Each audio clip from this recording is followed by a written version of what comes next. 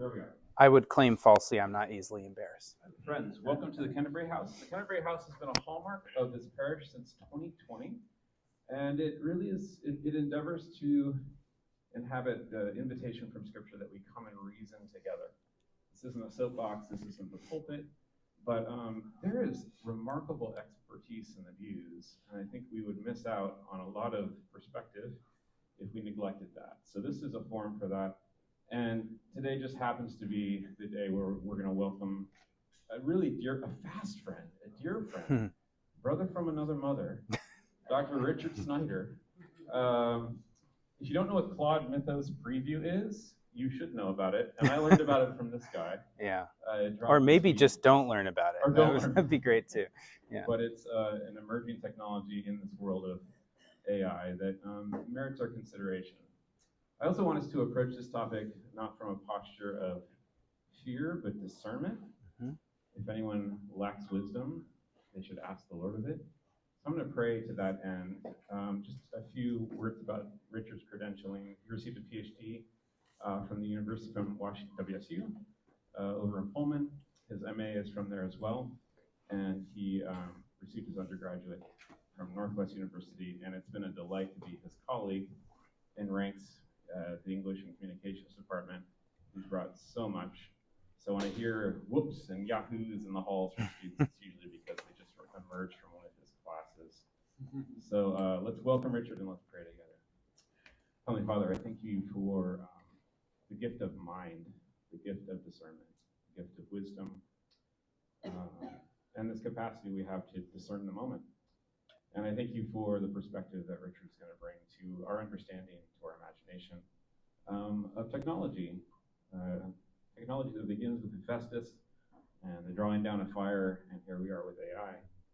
So, I pray that your Holy Spirit would be present in our midst. And I thank you for the careful inquiry that Richard has devoted his life to this topic. Bless him and bless his words. In Christ's name, amen. Amen. Thanks. Oh, hello. Hello. Oh, am I on? Yep. Oh, I'm on. Okay, great. So thanks so much for having me here. I'm just been thinking a lot about how to tell you why it's me in front of you. Specifically because this is so new for all of us that, why is this guy up here? And you might have heard, I work in English and communications, but really my degree was in digital humanities, which is this convergence of the traditional humanities and digital tools. And so I've been a research fellow, associate director at something called the Electronic Literature Lab, which is a global research lab. I study digital rhetoric, media, and technology, and I have a book with Routledge Press coming out, hopefully coming out next year, on electronic literature. So I've been thinking about these things for a while. I also teach web development and have done a lot of creative coding in that space and used and integrated AI into my work there. And I teach at Northwest University, which is a great place to get to talk about technology and faith. So I've been thinking about these things for a bit, like you have. I just want to share a few insights from kind of my neck of the academic woods, as it were, and that's going to be a way for us to set up some discussion. Because I think as I was thinking about this, hopefully the arrow keys will work here, as I was thinking about this, one of my biggest goals, you'll see at that last bullet point, is to hold space for community discussion. So that's a tall order today. We got to get through a lot about AI and how to think about it, but I want to make sure we have a chance for discussion today, at least 10 minutes, so we can, at the end, talk together. I think we need to make a lot of space for that right now as a church community. So that's my goal. So I want to suggest some ways we can think about this technology, ways we think about all technologies, but specifically this one, bring in the idea of what is a Christian view of human flourishing specifically, and how does this interact with that? And then really look at some of the most pressing questions right now around this technology. So what are those questions? Well, we find ourselves here. A massive speed of change. We have now, a few years ago, it was a great idea for me to try and teach my students how to do something called chain of thought prompting or tree of thought prompting. This is like how to write a really good prompt. And yeah, you have to still write a prompt well. But a lot of those things are being integrated. So now when you write a prompt, the AI's first thing it does is take that and rewrite it for you in a better way. And then you don't even see that going on in the background. But the speed of change is enormous. We now have agentic reasoning and tool use in our AI, so they can connect to various APIs and do things in the back end on our behalf. So there's just a lot changing all the time. As Jeremiah noted, Claude Mythos Preview is a big news story if you haven't heard of it, with geopolitical implications, implications for national security. The story in just the last, I think it was Sunday or Monday. Yeah, 4 or 5 days ago, right? Where this is one of the biggest stories in this realm in the last several years. So, always changing. I don't need to tell you that. We are in something of an arms race. I think we need to reckon with that. There's a reality here. We're in an arms race. Sometimes it feels like there's a lot of momentum behind AI, and you might be wondering, why is there so much momentum? It's two things, right? Money, shocking, right? There's a lot of money in this technology, as there is in most technologies. But there's also geopolitical implications for who can, it's just another nuclear arms race. And those two things I would suggest are very, very powerful when taken together, and can make us feel like sometimes the train is moving along and we can't really do much about it, right? Or how should we respond to this? This is just going to run away with us. But I have some ways to address that later. We also have the global ecological impact of these massive data centers. This has been a big topic people are concerned about, right? I'm concerned about as somebody who studies media. One thing we haven't been as concerned about that we might need to be concerned about is video streaming, which takes up an enormous amount of data as well, right? So this has been a chance for me to say, hey, my students are concerned about this. Are you concerned about all these other uses of data centers and these sorts of things? But that doesn't mean that this isn't a problem. And there's, of course, the social and psychological impact. Oh my gosh, have you guys seen how many young people are using AI as therapists and friends? These stories are everywhere right now, think pieces on this, but it's pretty remarkable and kind of shocking, frankly.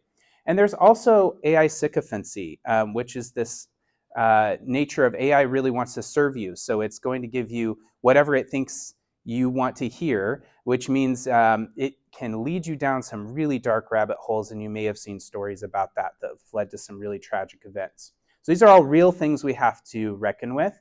And it also has limitations. There's research out recently that hallucinations or AI developing things, giving you results that are actually not true, as it still does with me all the time. That is a problem that may be baked into a generative AI system. We are not sure if that actually can be eliminated based on the way these systems work. They're working on it. It's getting better, but it may not be able to be eliminated completely. So what do we do with that? And then lastly, all the sci-fi stuff to throw at you. Great stories out in the last couple weeks on AI self-preservation instincts, how it doesn't want to delete other AIs. This is not the stuff of like, oh, this is, this one crazy thing happened. This is a tendency we're seeing more and more that leads to other big sci-fi questions like superintelligence and, an AI singularity. What is consciousness? All those kind of questions, right? Which we have this little bit of a bug in our human systems where we're like, well, that's kind of cool, honestly. Even while we're like, that's terrifying, we're kind of like, oh, that's kind of cool, actually. That can be a bit of a problem, maybe, but we have to see that clearly as well. I would suggest all the bullet points above that are of very pressing concern too, even though sometimes the headline grabbing stuff is like, how, the self-preservation or the consciousness arguments, those kind of things. We don't make movies about the other things. That's a great point, actually. I might steal that. So these are some of the things that are on my mind and heart as I think about how Christians should respond in this particular moment. So moving from here, what I want to do is define AI, the kind of AI that gets us talking today. I have such limited time to get through so much content, but what I wanted to do was make sure y'all had like a little bit to hold on to if you're relatively new to this area. So traditional AI has been around for quite a while. We're talking a couple decades. I mean, some ways you think about it, it could be longer. But traditional AI is task-oriented. It's like you build it to do this one thing. It's really good at analyzing patterns, understanding them, and then making predictions or doing some analysis for you. But it's like it does that one thing, right? You create an AI that's going to ride a bicycle. It learns how to ride that bicycle really well through machine learning. What's got us all talking, and here's some examples, right? Spam filters, Siri, Netflix recommendations, autonomous vehicles, all the way down to medical imaging and diagnostics, which has accomplished some incredible things.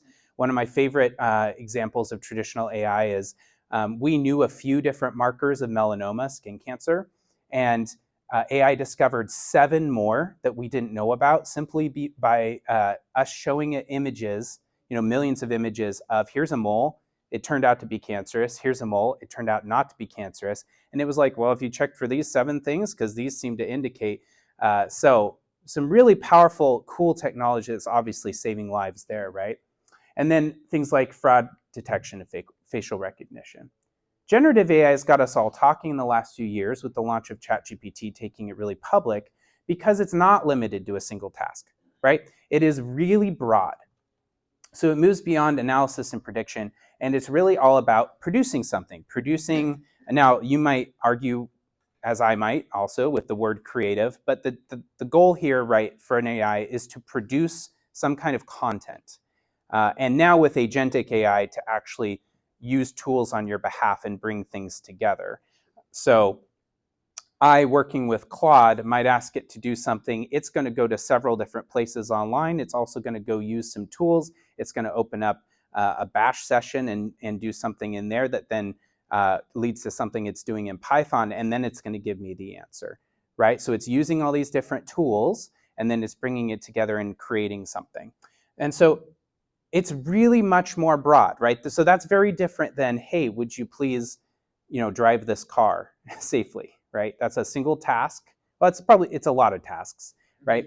But it is sort of a different thing, and it has a lot of similarities, right? They're still similar, but generative AI is based on this complex network of associations made between different things, and so that's how it understands what things are and how to put something out there. Interestingly enough, this is a point I just find endlessly fascinating. The people who've created these models don't really understand that complex interrelation of things anymore. So if you open up the hood of Claude or ChatGPT, you're going to see a bunch of numbers flipping back and forth, up and down, but we've kind of reached a point where we don't really know what the machine uses those numbers for. We don't really know what it associates with them. We can't look at them and locate, for example, racism, right? We can't open it up and be like, oh, here are the places I can eliminate racism by changing these numbers, right? We've passed that point. So we're kind of at a point where it's a little bit of a black box. This is very simplified, but it's a little bit of a black box that we ask a question, it gives us an answer, and we tell it, hey, that's good or that's bad. And that's how we kind of get it to change its internals, right? We're not going in and tweaking the actual internal system anymore. And that's really important for some of its limitations and some of its capabilities. So this is kind of all leading to this point, which we have to consider today, which is generative and agentic AI want to produce the result that most aligns with trained expectations of what the user means and what the user desires. So it so desperately wants to give you what it thinks you want. Please just tell me what you want. I really want to give you the answer you want, right? So desperately, that's my goal. And that's all based on its training data. So we have to, I think one of the fundamental things we have to realize is, as far as an AI can want something, it never wants to give you the truth, right? It never wants to give you something that's correct. It may not even want to give you something that's functional. It wants to give you what it thinks you want based on its training data. I think that's a pretty profound difference. So worth keeping in mind. Okay. And that is my unintended timer to say move on. Okay. Again, I have to cover so much today. So what we're going to do is talk about how to talk about technology. So I want to zoom out to a 30,000 foot view of what technology is and go through 3 academic views of how we can talk about this. And then I'll bring it back down to kind of a Christian view of flourishing. And I want to ask you some hard questions after that for discussion. Does that sound good? Awesome. So how to think about technology. three different approaches. We have determinism, social construction, and social shaping. And for this purpose, technology is going to be a socio-technical system of use. That means it involves hardware, but also knowledge and systems, everything even up to economics and the people involved in a technology. That's how we're going to be using the word technology. And if you think about it, we do use that word in a very broad way, right? We use that word technology in a very broad way. So technology is going to be one of a socio-technical system of use that extends human capabilities. That's kind of what that word means, right? So we're extending our capabilities. Marshall McLuhan would say, right, like the car is an extension of my legs, et cetera, right? The phone is an extension of my voice. Kind of a simplistic way to think about it, but also useful for understanding what we think we're doing with technology. So let's dive into that first one. Determinism has two flavors, chocolate and vanilla, right? Utopian and dystopian. Utopian determinism is the Star Trek view. Technology will create a near perfect society, right? Where we've eliminated, now, depending on which Star Trek you're watching, but think Next Generation Federation in its best moments, right? Like we've eliminated, thank you, half of the room is with me. We've eliminated, hunger. We've eliminated really sickness, poverty, right? Technology is going to get us there. Religion, yeah. You have the sense, right, that there are people right now responding to AI from a deterministic point of view with this sort of understanding, right? So the headline is something like how AI is going to reshape things to save us in this way, right? More often, you see a deterministic response that's dystopian, right? The Blade Runner view. Technology will condemn us to diminished life of subservience or worse, right? Or worse. So these two flavors of determinism show up all the time in our news media, right? And in think pieces, how we react to things. This is a very common way for us to respond. AI, right? Technology will either save us or damn us, right? But scholars have traditionally not been very pleased with sort of this view because it's not particularly nuanced, and it also removes human agency. So one scholarly response to this idea, so you can see here, the problem is that it removes kind of human agency. It puts technology completely in the driver's seat. Technology will create a near perfect society. Technology will condemn us, right? No humans to be found in these sentences, right? It's as though we have no say, right? So scholars have taken a different approach. One of those is a few different approaches. One of those is social construction. This is based around the idea that when we developed the term technology, it was kind of a hazardous concept because it kind of hides human decisions, right? So this is a response that really emphasizes human agency. It's humans who are responsible for technological development. So why do we have AI? It's not because AI just emerged and AI is doing things on its own, right? Somebody from this school of thought might say, okay, this isn't doing anything. If I put it here, it's not acting upon me or the world, right? So they would really put the emphasis on it's me who picks this up, right? It's the Android developers, right, or Apple developers, who are responsible for putting this in my hand, right? Those are the places we should look to for what is shaping the current situation, what is shaping society. It's humans.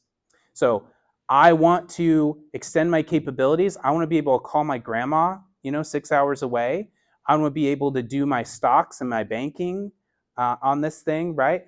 That's why I'm adopting it, right? And they would say, okay, and a lot of folks want to make money, right? So that's why they're developing it, right? So there's human choices involved. But I think the problem with I don't think, a lot of people think, the problem with social construction is it tends to emphasize or overemphasize only human actions. And I think in this moment, but even in the last 20, 30 years, it doesn't feel that way. I don't know about you, but sometimes I feel like this is acting on me. I feel like I can't opt out of this, right? I have a colleague, several of you may know, Joseph McQueen, Joe McQueen. Um, he has a flip phone, right? And God bless him. Like, I think he's better for it, probably. But it's very difficult for him to have a flip phone. Like, it's really inconvenient, right? To the point that um, he may feel at times that he isn't really doing very well opting out of this. It feels like a lot of pressure. And so we can often feel like this explanation isn't sufficient for what is happening with technology in our world. That it isn't just human actors, that the technology actually does something to us, right? And so what I would suggest as a way forward is a view called social shaping, which has two parts. It kind of brings together sort of the impulses that make us feel like determinism is true, and the ones that make us feel like, but we have some agency. So human actors create and adopt technologies for specific reasons, right? And then technology shapes us in return in ways we often don't anticipate, right? So let's look at a couple examples of this view that brings it together. And I'm going to suggest and base our discussion today on this view, because I think it's a nicely balanced view. It's a more recent academic view that I think, and there's many out there, but this one does a great job of bringing together both technology's agency and human agency. So a couple of simple examples for you. Dating apps. I love the example of dating apps because the idea here, right? The developers are like, we're going to connect people and make money. Don't forget that one. We're going to connect people and make money off of it. It's going to be an easier way. It's so hard to meet people. It's so hard to meet people. Like in this day and age, let's connect them, right? Well, what has happened to dating culture in the United States? This is accelerated hookup culture, and it's basically is the apps. The apps are dating culture, right? And at least that's the majority of it now, right? So it's no longer this kind of cool opt-in thing that's going to help you connect. It has become the way that you meet people on the whole, right? The way a lot of people think of as default now. And how is that shaping dating in the United States? I would argue it's not going great, guys. I would argue it's not going great, right? But the way that people adopted it and how they're using it now maybe wasn't anticipated, right? We developed this to connect people, help them connect better, and we didn't anticipate that on the back end it's going to create a dating culture around quick gratification, right? Also, mobile devices, easy one, right? I mentioned I might have adopted this because I need it for work or I want to connect better with people around me, and has led to a profound change in connection in society, like person-to-person connection, right? And I'm coming down pretty hard on these couple of things as negative examples. I think there are plenty of positive examples of how technologies have shaped us, but I just want to note that like these are unanticipated things, right? We didn't think by getting these little slabs in our pocket we were actually going to be connecting worse with each other, right? We didn't anticipate that necessarily. So there's a way in which the technology shapes us in return, and we can't always understand how that's going to happen. We have to look carefully for how that might happen.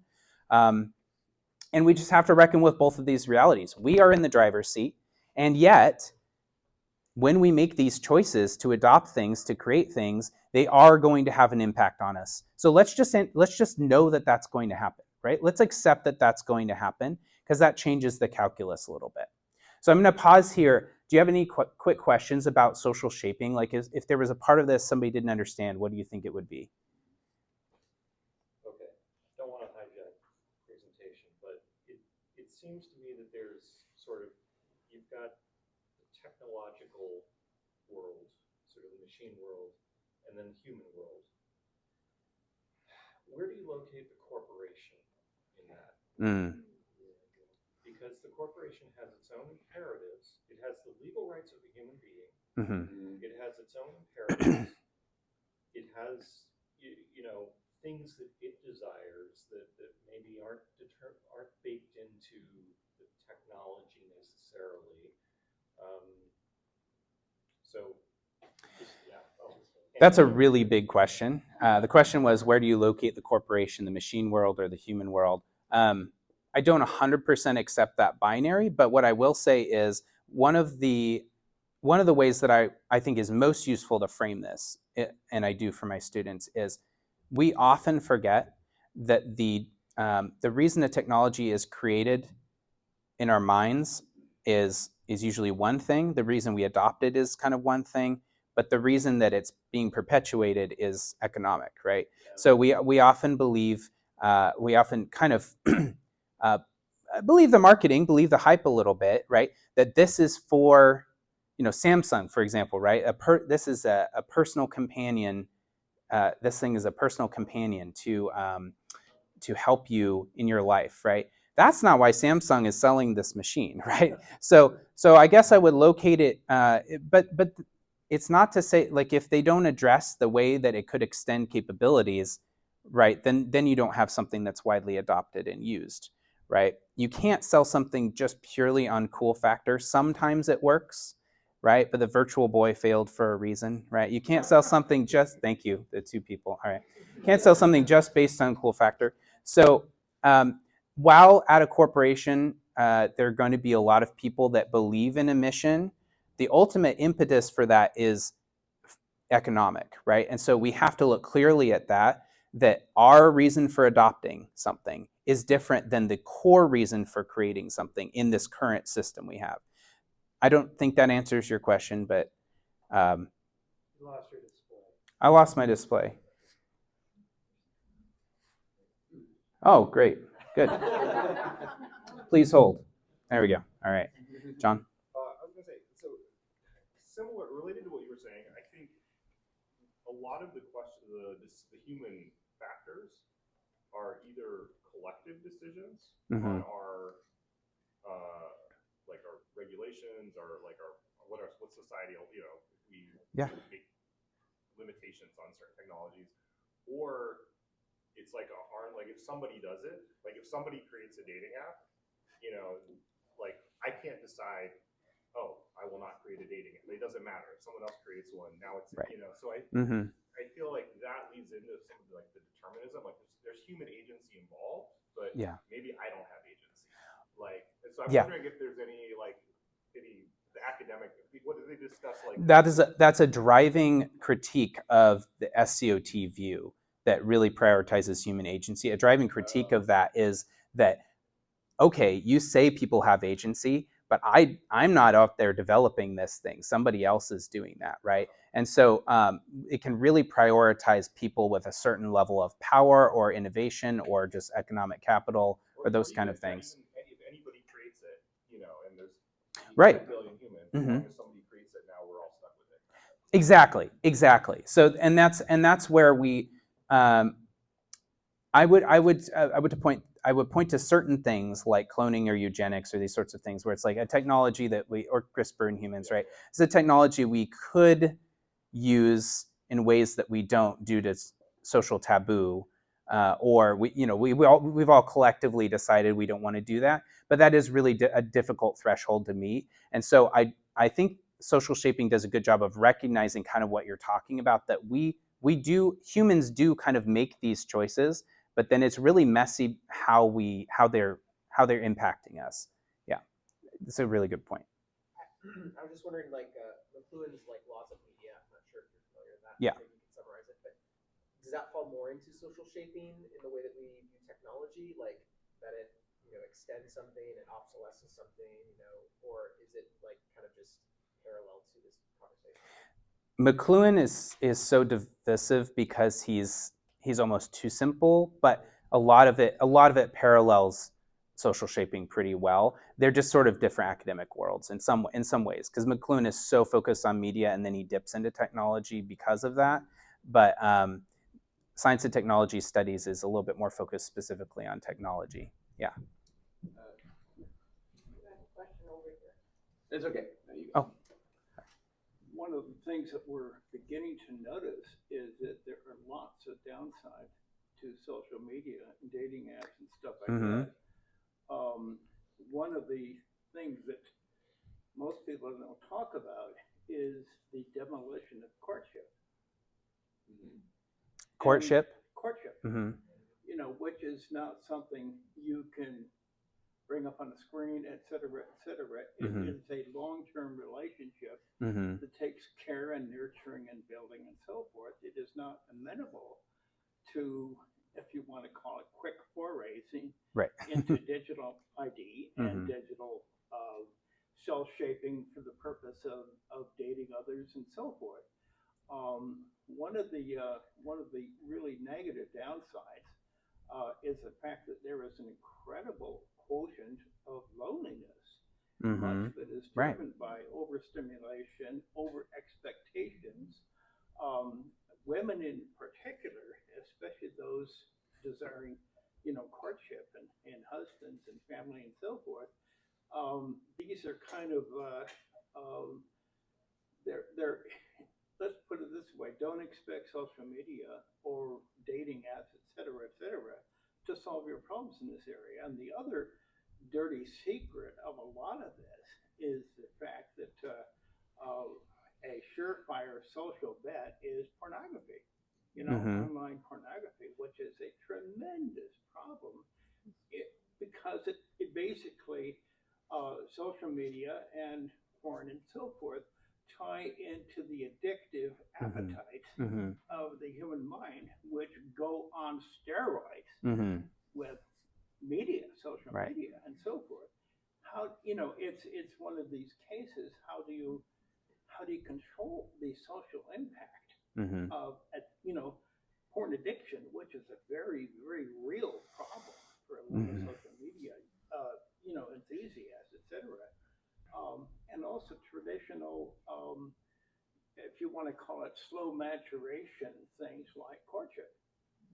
Yeah, I mean, that's one of my favorite things to do with students is to talk about the swipe left, swipe right and Tinder, right, which is kind of one of its brilliant innovations.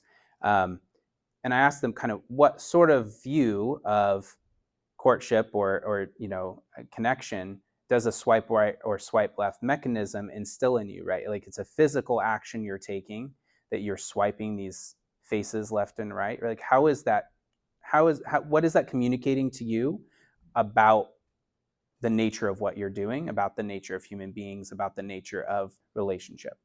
And they kind of, the more they just unpack it for 5 or 10 minutes, and then they're kind of left like, well, that has huge, just that action has huge implications for what I think I'm doing, right? So yeah, these are good examples. The social shaping angle, I think, is just helpful for us to make sure we balance both sides of this. Who has the agency, right? That we as human beings have the capability to, collectively, and to John's point, to make some choices about how things go and what we want to adopt, what we want to develop.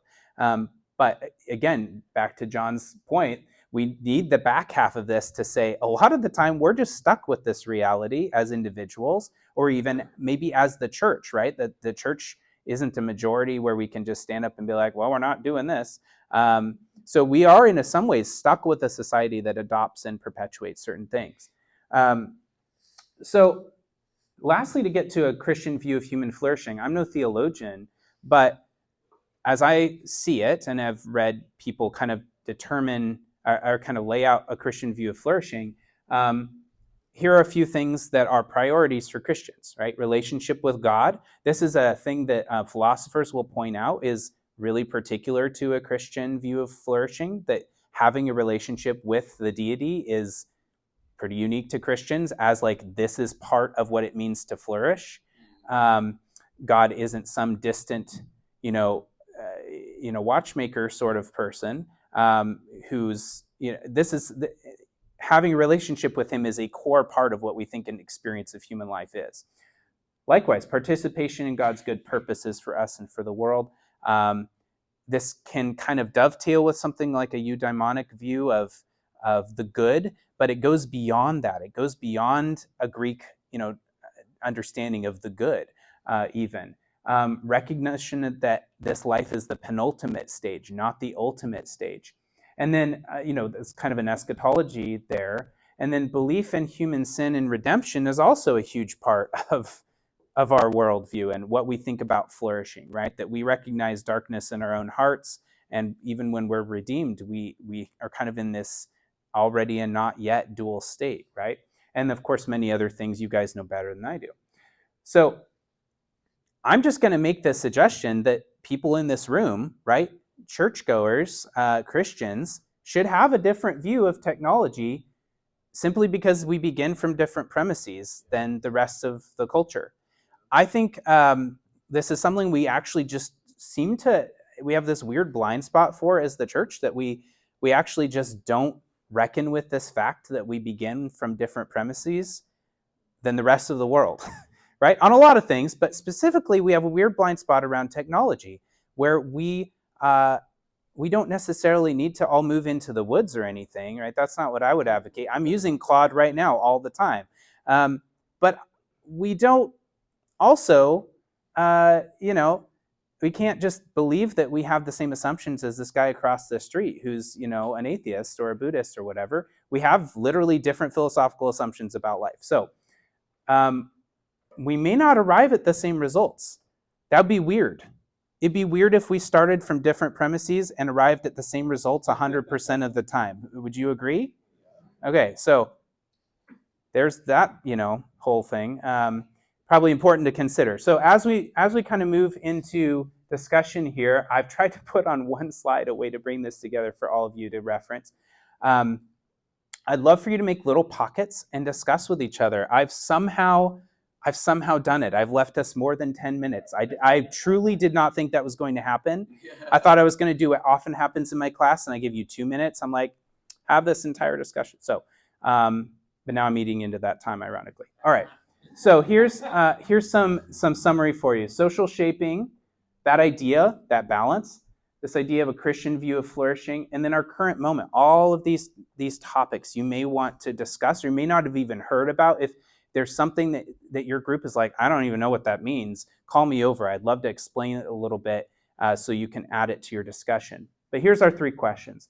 How might generative AI and agentic AI extend our capabilities to increase human flourishing in the Christian view?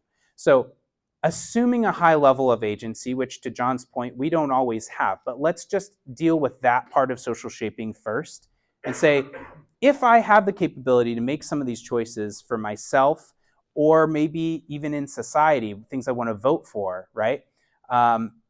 Assuming I have some sway here, which is maybe not always the case, right? But assuming I have some sway here, which of its capabilities, what about generative AI can speak to these things, right? And then looking at our current moment, how does AI stand to shape us as people in society? What can we foresee if we look clearly at some of the ways that this could shape us? For example, how could having a friend or a therapist who always tells you what you want to hear and always wants to listen to you and never has their own thoughts, never tells you no or you're stupid, or never tells you, please don't do that. That's a terrible idea, right? How could that shape us as people? How is it shaping us as people?